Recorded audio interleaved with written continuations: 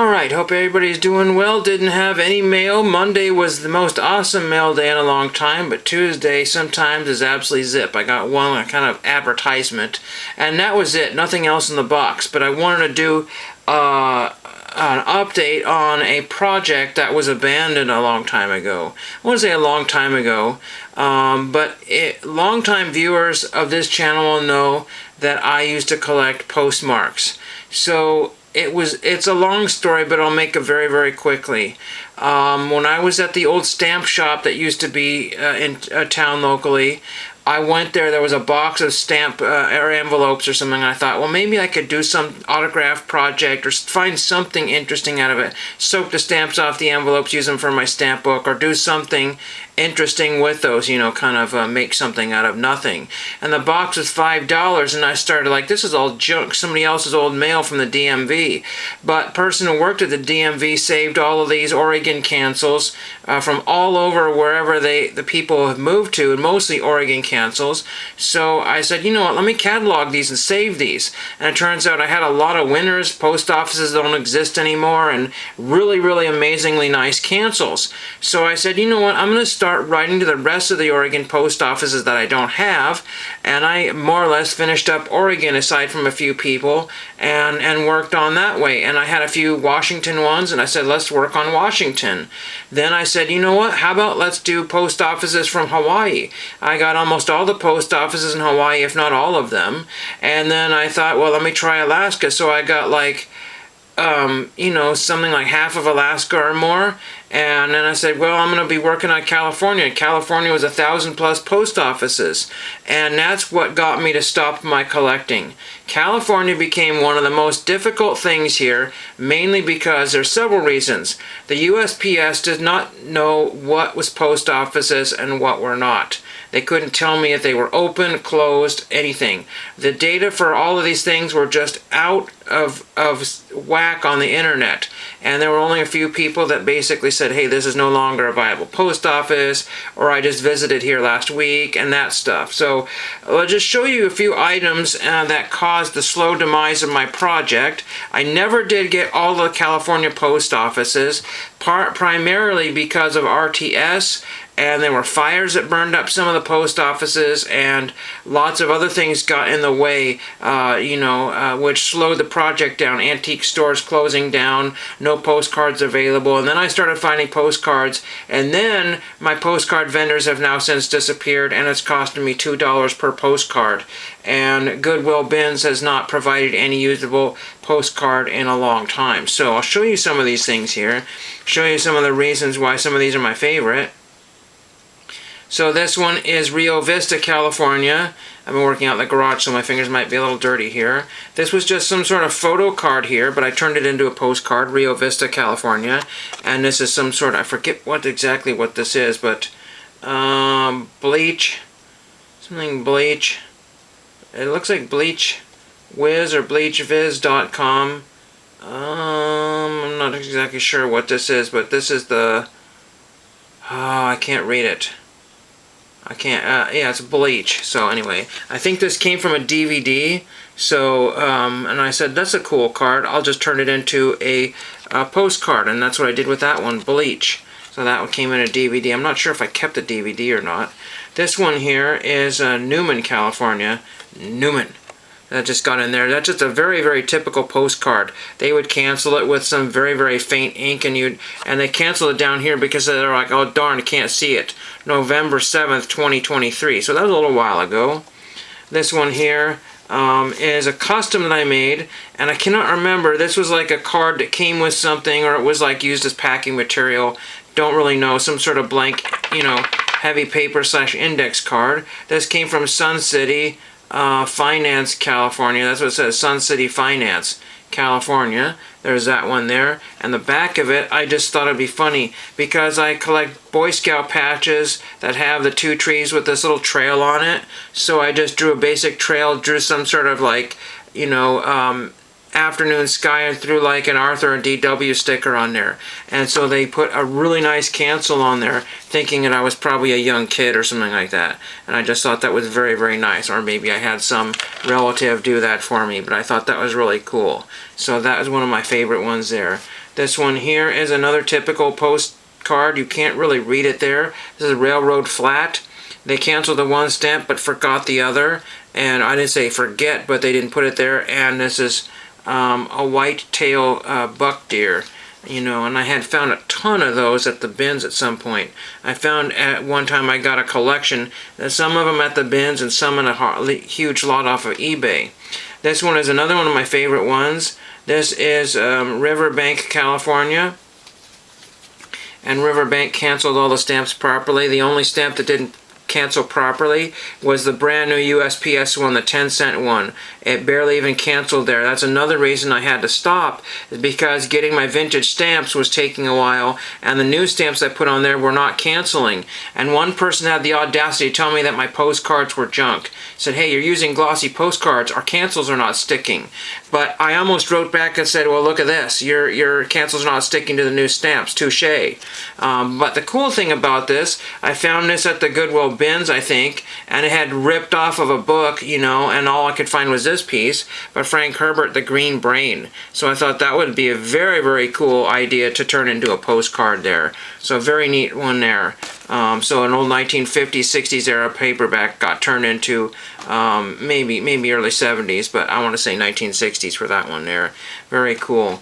Again, another typical postcard here, but what's I would say not typical, actually typical at the same time, is that it got a generic Sacramento cancel. So it got to some post office, they just threw it back in the mail and said forget it, and then just sent it on its merry way. Somehow it got back with no direct post office cancel on it.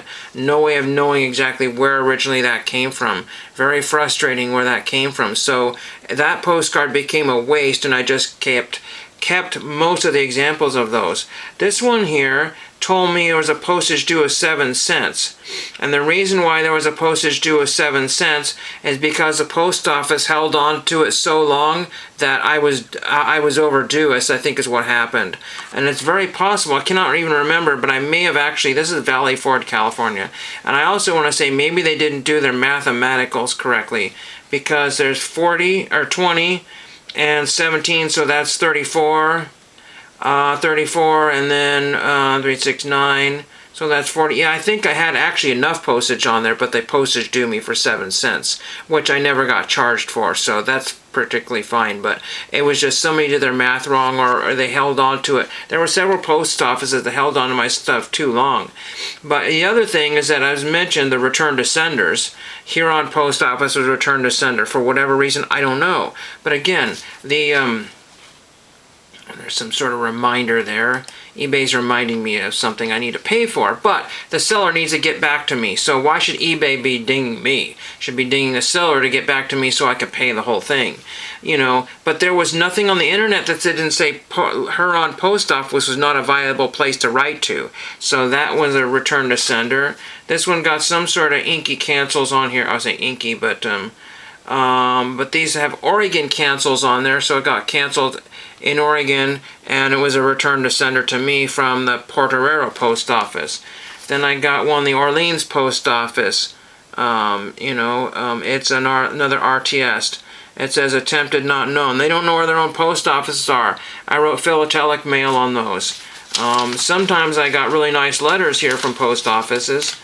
This one here is thank you for writing us at the Helm Post Office. Somebody has amazing handwriting there. Amazing. So very, very cool. Unfortunately, this is a very small post office, and I only have current stock, so I don't understand why they thought I wanted stamps. But you love your Tom Sawyer stamp, so they really like that one there.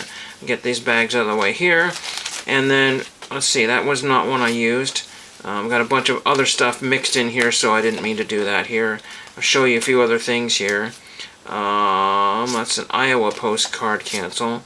This was one that I thought I might use at some point here, but I didn't know what to do with this one here. This is the connecting state highway.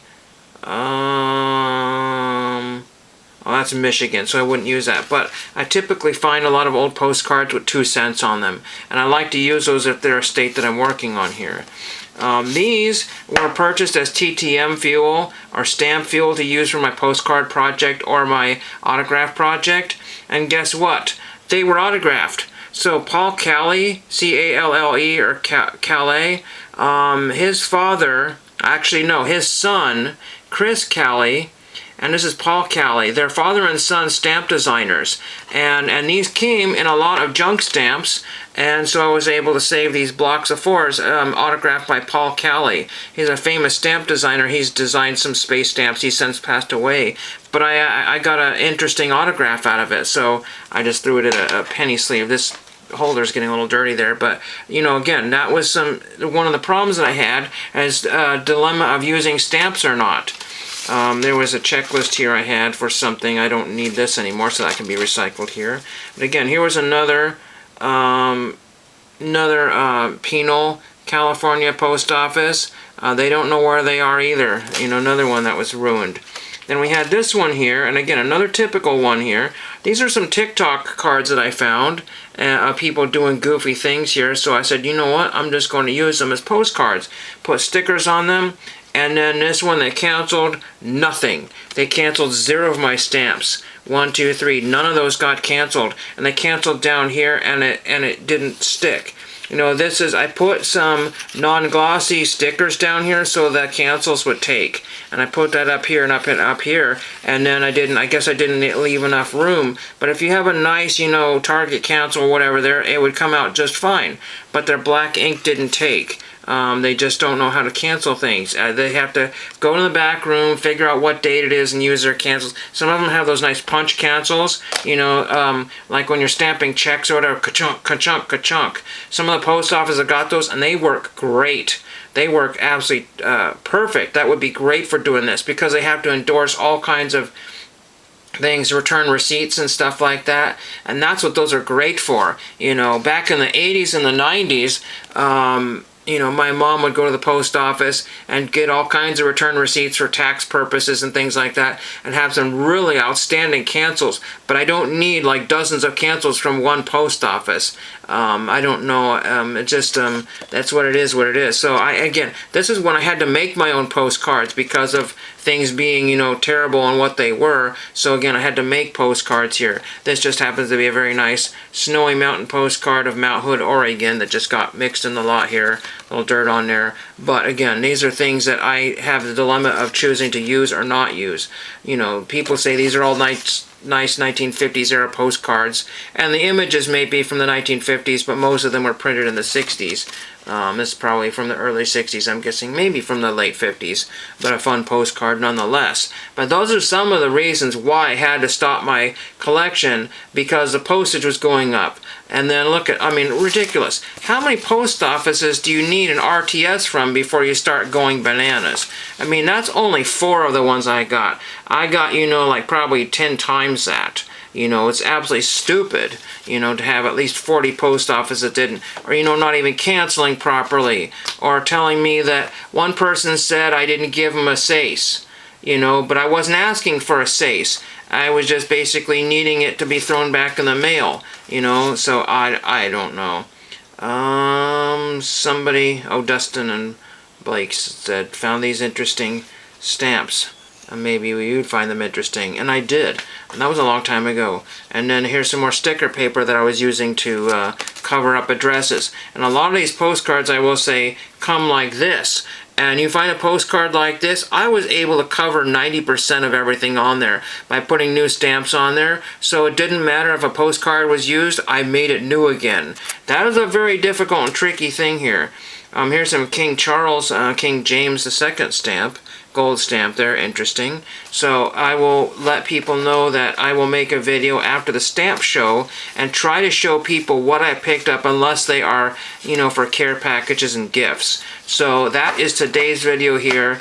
It's kind of a mixed bag video, you know, kind of a fun video, but also kind of a fail video at the same time. And yet I got nothing in the mail. And that's pretty much why I stopped this California project. I will say though, at the stamp shows, I've been able to dig through the 25-cent box, the $50-cent dollar boxes, and find cancels that I didn't already have. And the nice thing about that is that they're cheaper than 73 cents both ways, or whatever it is, 73 and 50, 60 odd or whatever for a postcard. It's like 10 or 15 cents cheaper to do a postcard, but not that much. It's getting, the gap is just really, they might as well just say, hey, it's all 75 cents or 73 cents for everything. So that is today's video, and thank you for watching.